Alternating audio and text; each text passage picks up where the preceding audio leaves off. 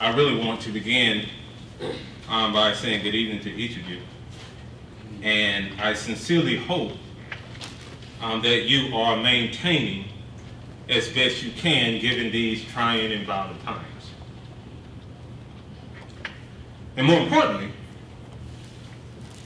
that in this current environment, and when I mean current, I'm saying not only today, but the past 400 plus years, I hope that disturbs you to your core. Before continuing, I must pay honor and respect to the 22 individuals who were murdered here on August 3rd, and to the over 24 that were physically injured. We have no numbers for those who were traumatized by it, and to their families on both sides of the border. We have to stand in their names against oppression, against white supremacy, against injustice. We have to do that as a people. Now, I tend to get excited, but I'm gonna move along. Again, my name is Dr. Michael Williams, and I serve as Director of the African American Studies Program and Professor in the Department of History here. And I want to thank Dr. Gina Nunez-Machuri for her team, and also for all who are involved in putting these 2 days of work together, and all those who have participated in it. And finally, also the opportunity for me to be a part of this particular panel of racism, identity, and hate. I come here this evening with a heavy heart, but here to do two things. First and foremost, to tell the truth. So I don't know how to do anything else. And second, to talk about the human element left in the wake of white supremacist systems. Because it's really people that we're talking about, the sufferers and the victims of these racist, oppressive systems that we have to deal with. It was Dr. John Hope Franklin who in 2005 said that we've got to tell the unvarnished truth. His words were relevant then, and they are more so today. So this evening, in the allotted time that I have, I want to speak briefly to the human element, the human consequences of racism, identity, and hate in this country, and more importantly, what it has meant historically to people of color. Now, when we think of racism, we tend to think of one person hating another, or a group of people hating another one based upon race or other characteristics. But these are only manifestations of a larger problem of white supremacy and racism. It's much more complex than that. Racism and white supremacy is much more insidious in its permeation throughout this country. Racism and white supremacist ideologies, they take refuge, they fester, and they inundate every facet that makes up this society. And when left to their own devices, injustice and violence abound. Racism, as defined by noted historian Barbara Fields, is the assignment of people to an inferior category and determination of their social, economic, civic, and human standing on that basis. These are indeed critically emotional and dangerous times, but they are also times that demand resilience, courage, activism on our part and every day of our lives. And we see that here in El Paso.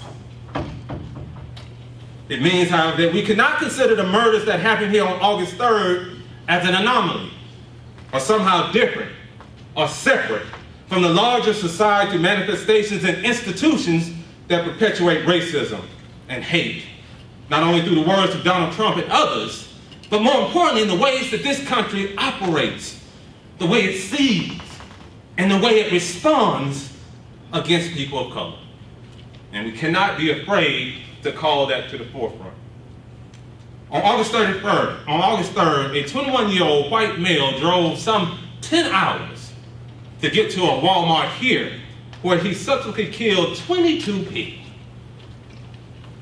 People of color he targeted because he believed them to represent an Hispanic invasion of Texas. People he believed to be inferior, but a threat to the white race. People he believed he had a right to exterminate because they weren't really human beings, because white supremacist ideologies said that they were not. Was his attack a racist one? Yes. Was it based upon hate? Definitely.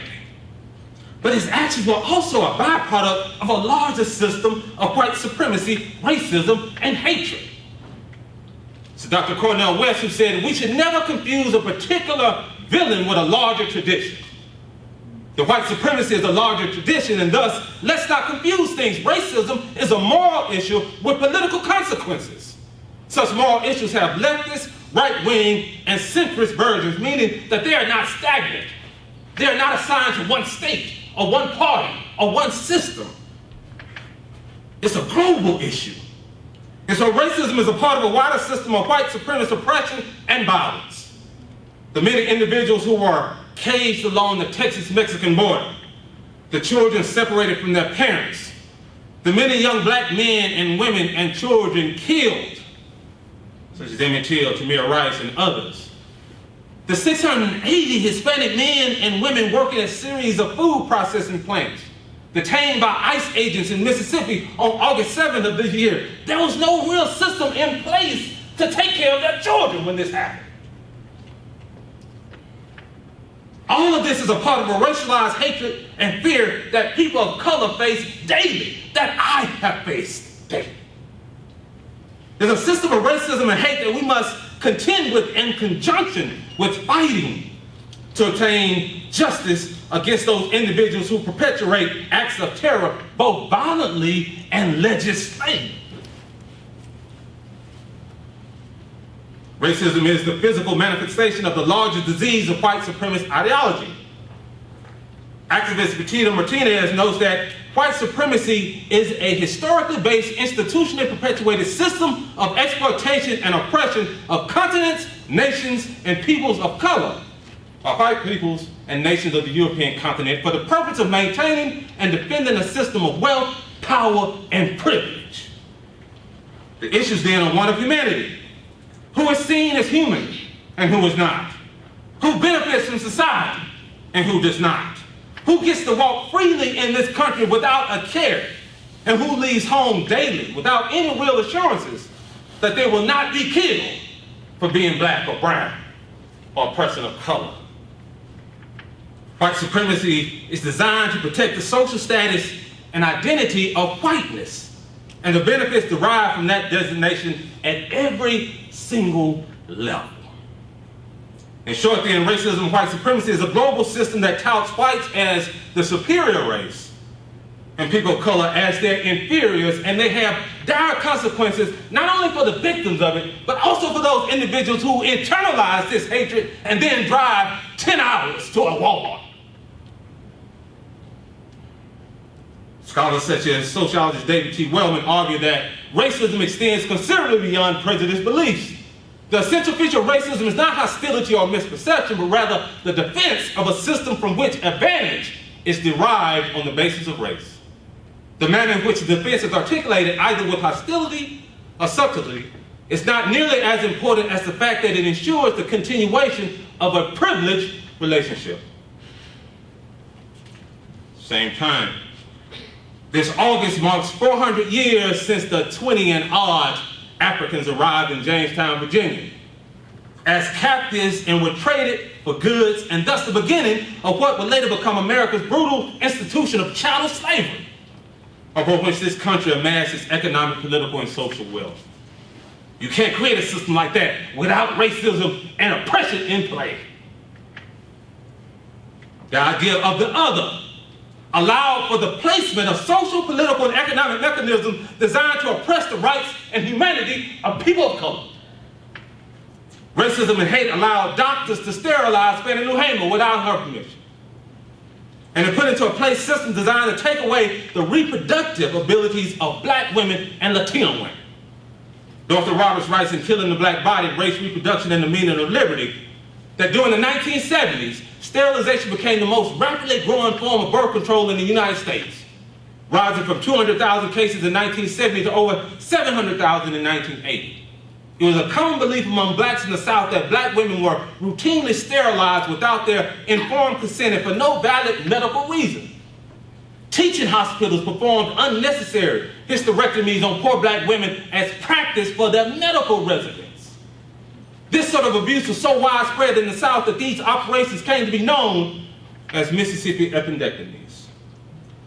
Such sterilization plans would not only impact African American women, but also Latino women and also Latino men, as these women were sterilized by the thousands across this country, but in particular within California's eugenics program during the 1920s and the 1950s. Racism and ideology of white supremacy brought about lynchings of thousands of African Americans. It allowed the Supreme Court in 1857 to rule against an enslaved man by the name of Dred Scott who was fighting for his freedom, and for Justice Roger B. Taney to exclaim that the framers of the Constitution never believed that blacks were a citizen. They were not a part of that we the people. And as a result, they had no rights which the white man was bound to respect, and that the Negro might justly and lawfully be reduced to slavery for his benefit. He was bought and sold and treated as an ordinary article of merchandise and traffic, wherever profit could be made by it. If people of color have no respected rights, including the right to life, then violent acts, such as the 1963 bombing of the 16th Street Baptist Church, killing 4 little girls, happens. The mass shooting, South Carolina, the Manual African Methodist Episcopal Church, that included the death of Reverend Clemente Pinckney, who was my wife's cousin, happens. Without that kind of respect, August 3rd happens. We have to replace systems that perpetuate oppression, racism, and injustice in the leadership of those who harbor racist beliefs and ideologies. Racism, white supremacy allowed whites to take land from Native Americans and to kill them without conscience, and to put into place programs that said, kill the Indian and save the man. You don't put programs like that without racism and white supremacy as a whole. Racism created judicial mechanisms that placed African Americans and people of color in prison at greater numbers and often for longer sentences than their white counterparts. Racism allows for a system to paint people of color as animals, as rapists, as murderers, as criminals, as things to be feared, to be ridiculed, to be exploited, to be criminalized. So that with this image in mind on the TVs and the radios, it is hoped that the larger society allows for the oppressive treatment of those who have been categorized as the other or less deserving of humanity. Racism is much more than the act of one deranged individual, but rather the systemic oppression of people of color at every level, and its effects have world consequences for our children. Now I want you all to listen, and these are of what these children are going through about this. This is 9-year-old Ziana Oliphant, who's speaking on racism and murder. Listen to the pain that she's going through. I come here today to talk about how I feel, and I feel like that we are treated differently than other people, and I don't like how we're treated, and just because of our color doesn't mean anything to me. I believe that you're doing great. You're doing a great job. Don't stop. Do not stop. we are black people and we shouldn't have to feel like this. We shouldn't have to protest because y'all are treating us wrong. We do this because we need to and have rights.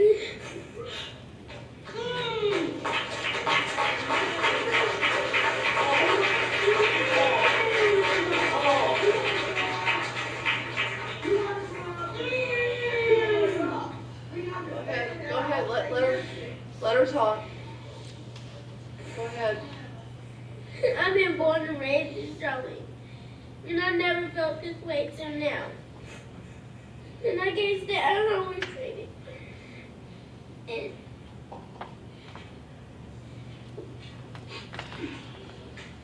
it's a shame that our fathers and mothers are killed and we can't even see them anymore. It's a shame that we have to go to that graveyard and bury them. And we have tears, and we shouldn't have tears. We need our fathers and mothers to be by our side.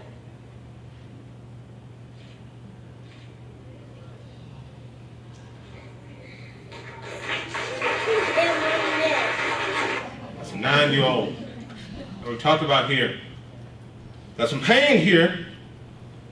You need to listen to 11-year-old Magdalena Gomez Guerrero, who caught up in this raid in Mississippi. Listen to what she has to say. Tell me if this is an assistant. Oh my God.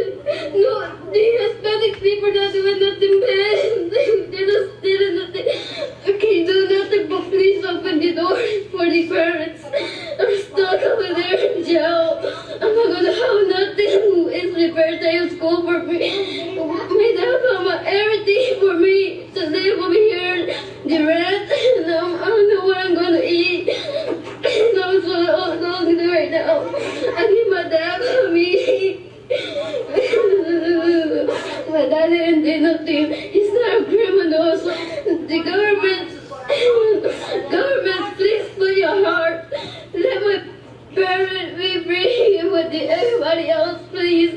Don't leave the child with cryiness and everything. Some pain here.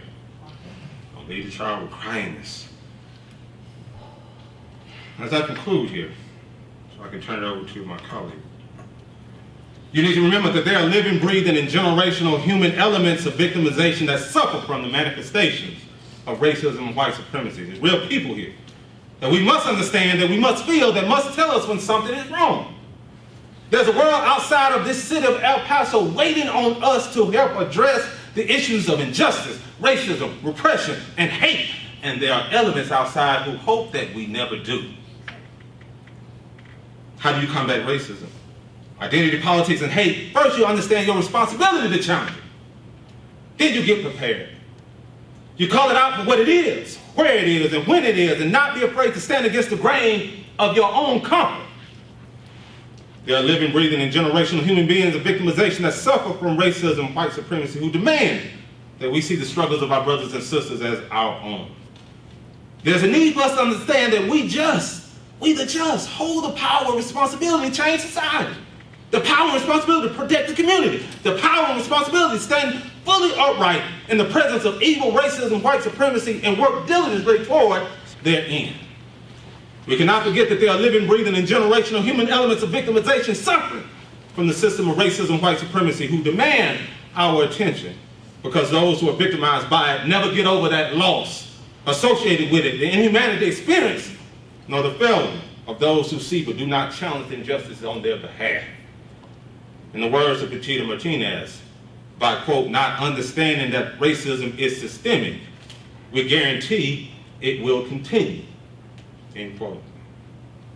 That, ladies and gentlemen, we have to stop. Found in the words of Fannie Lou Hamer. Sometimes it seems like to tell the truth today is to run the risk of being killed. But if I fall, I'll fall 5 feet 4 inches forward in the fight for freedom. I'm not backing down. I'm not backing off. And neither should we. Thank you.